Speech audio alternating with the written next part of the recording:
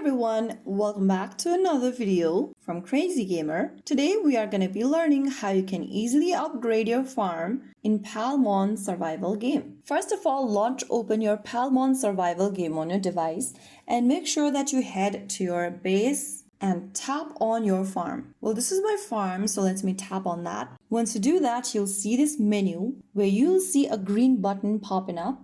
To upgrade your farm, just tap on the green button. Now, you'll see two different options. You can quickly upgrade the farm by spending 8 diamonds, or click on the blue upgrade button and wait for the time meter to run out. Now, once you do that, you'll receive a reward as well, which is mostly Palmon XP, and there you go. Repeat this step for the farm you want to upgrade, and you'll be able to upgrade your farm in just a few simple steps.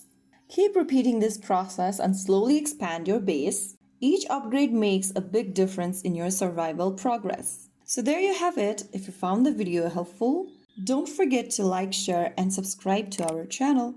I will see you again in the next video. Thank you for watching.